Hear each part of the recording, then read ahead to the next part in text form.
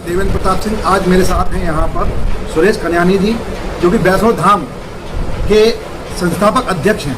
उनसे करेंगे खास बातचीत कि आज उन्होंने जनपद फिरोजाबाद के किसी एक होटल में एक बहुत ही महत्वपूर्ण प्रेस वार्ता बुलाई है।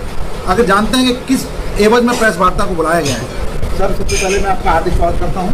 आपका बहुत धन्यवाद सर, ये बताइए कि आज जो प्रेस वार्ता बुलाई है उसका मुख्य उद्देश्य क्या है? देखिए, मैं श्री वैष्णो धाम का संस्थापक जो आपको पता ही है, और हमारा मंदिर जनपद का बड़ा मंदिर है, लोग आते हैं, बड़ी आस्था है। लेकिन पता नहीं क्या हो गया है कि एक व्यक्ति बार बार कुछ गलत काम कर रहा है, और हमारे पास हम झेलते परेशान हो चुके हैं। और 2004 से मेरे पास इतनी मोटी फाइल है, और मैं उसको केवल संभाल के रखता रहता हूँ कुरूतियों को, और मैं झेलता रहता हूँ कि शायद हमें ये दिन नहीं देखना पड़ेगा, पर आज मजबूरी में हमें ये दिन देखना पड़ रहा है।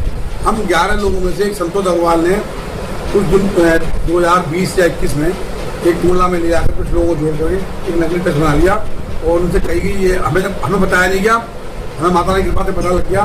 और पता जब लग गया तो हमने उनके घर में बात करी पहले कि भाई इसको आप केंद्र करावी, क्या कर दिया आपने, बाहरी लोग जोड़ दिया आपने, बाहरी लोग जोड़ दिए। एक डी के गुप्ता जी थे, उनको सर्वे बना दिया, जो बाहर जो घर के थे उन्हें बाहर निकाल दो, भविष्य में ये मालिक बन जाएंगे। उन्होंने बहुत समझाया, लेकिन सुनी नहीं गई बात। उसके बाद मीटिंग हुई, उसमें मुकेश अग्रवाल जी साहब बदतमीजी हुई, तो थाना दक्षिण में मुकेश ने रिपोर्ट लिखाई। उसके बाद एक मंदिर में मीटिंग हुई, उसके बाद भी कुछ नहीं हुआ, तो मुकेश अग्रवाल ने टूला थाने में गंभीर धाराओं में 468, 468, 471, 420 इस तरह की धाराओं में गंभीर मोड में लिखा है।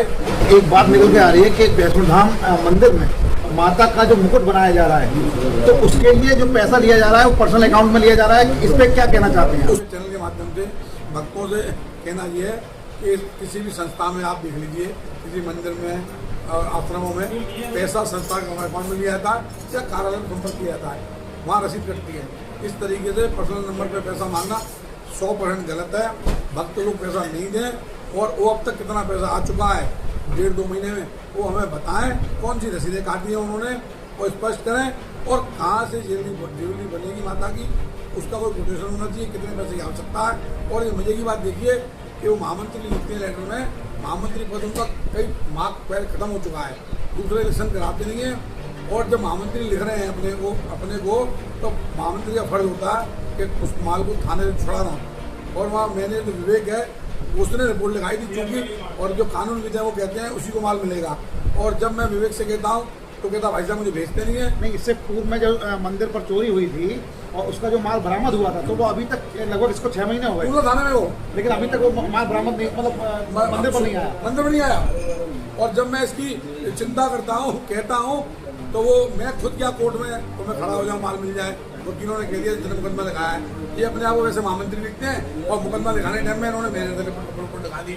अब वकीलों का कहना ये है कि मैनेजर जाएगा तभी मिलेगा। मैनेजर को कहते हैं तू बैठा रहे, क्योंकि इनको थाने वाला माल लेना नहीं है, वो आ जाएगा तो उससे लगभग 90% कम है। नहीं, इससे आपकी जो मैनेजर की जो मंशा है, क्या मंशा लगती है? वो चाह रहा तो उसको भेजेंगे तो आ जाएगा, और ये कहते हैं महामंत्री तो चाहिए मत ही।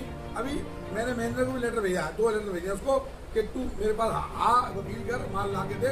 मैं ये भी कहा कि तेरी इच्छा नहीं मंदिर का माल मंदिर में आया है, बोले है भाई साहब। वो उसको न वहाँ से आने देते हैं, न मेरे पास आता है, न कोई वकील करा पाता हूँ। और आप देखिए वो पैसा तो मांग रहे हैं, मैं जहाँ पैसा लेने का मुद्दू हूँ, और मैं महामंत्री हूँ।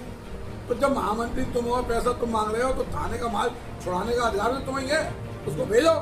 और मैं तो कार्रवाई करना चाहता हूँ, मैंने को नोटिस भेज चुका हूँ, वो ये आने नहीं देते हैं, माल पूर्ण थाने पड़ा हुआ है। आप ये देखिए, जैसा कि मेरे साथ यहाँ पर सुरेश कन्यानी जी थे, जो वैष्णो धाम के संस्थापक अध्यक्ष, आज मेरे साथ यहाँ मौजूद हैं वैष्णो धाम मंदिर के राजेश अग्रवाल जी, जो कि कोषाध्यक्ष हैं। सर, इस बारे में क्या कहना चाहते हैं, जो कि आज प्रेस कॉन्फ्रेंस की गई है, इसमें आपका क्या कहना है?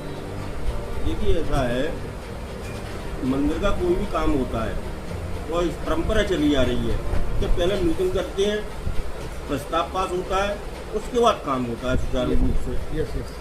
अब ये संतोष अग्रवाल जी जो हमारे महामंत्री हैं, उन्होंने कोई बैठक नहीं बुलाई, कोई प्रस्ताव पास नहीं कराया, अपनी मनमर्जी से, अपनी हर धर्मता से बैनर बनवा के मंदिर पर लगा दिया, मुझसे बिना पूछे मेरा नंबर लिख दिया, सोने चांदी रुपयों की मांग कर रहे हैं। ये व्यक्ति अधिकृत ही नहीं है। नहीं सर, पर्सनल नंबर पे पैसा मांग रहे हैं। बैनर लगाना था, ठीक है, अच्छी बात है, माता रानी को के जेवरात के लिए दान मिलता। हमारा वैष्णो देवी धाम का खाता है PNB में, उस खाते का नंबर लिखते, इस खाते में पैसा दे, या ये लिखा जाता कार्यालय से संपर्क करें, वहाँ मैनेजर बैठे हैं दो, वहाँ पैसा देगा भक्त, उनको रसीद मिलेगी, वहाँ से रिसीप्ट मिलेगी। इस प्रकार का कोई काम ना करके इन्होंने इस तरीके से अपना पर्सनल नंबर लगा के और पैसा मांग रहे भक्तों से। कई बार समझाया, नहीं माने। पर्सनल लेटर भी दिया रजिस्ट्री के माध्यम से, मानते नहीं है। नहीं, जैसा कि अभी अध्यक्ष महोदय ने बताया कि संतोष अग्रवाल जी जो हैं वो इस समय महामंत्री पद पर नहीं है, तो फिर वो मतलब इस तरीके की हठधर्मता क्यों कर रहे हैं? क्योंकि वो उनका व्यापार उसी क्षेत्र में है। उस क्षेत्र में व्यापार होने के नाते वो वहाँ पे टाइम भी अधिक देते हैं, अन्य लोग नहीं दे पाते अपनी व्यस्तता के कारण। अब वो वहाँ पे अपनी हठधर्मता अपना रहे हैं, किसी की सुनते नहीं है, किसी की मानते नहीं है, जो चाहते हैं वो करते हैं। एक बार जब कोई आदमी 4 साल के लिए अध्यक्ष का प्रावधान है हमारे ट्रस्ट में, एक व्यक्ति 4 साल रह सकता है, 4 साल रह लिए, 2 साल अवैध रह लिए अध्यक्ष, अब उसके बाद 8 साल से महामंत्री है, किसी को बनने नहीं देते। इस प्रकार वो वहाँ से पद से हटना नहीं चाहते, मेरी कुरीतियाँ हैं, कर रहे हैं। तो ये हैं हमारे साथ राजद अग्रवाल जी, कोषाध्यक्ष वैष्णो धाम मंदिर के। इन लोगों का आरोप है कि संतोष अग्रवाल जी जो कि अपना नंबर देकर जो भक्तों से पैसा उगाही कर रहे हैं। मैं देवेंद्र प्रताप सिंह देवू, कैमरामैन मनेंद्र प्रताप के साथ फिरोजाबाद।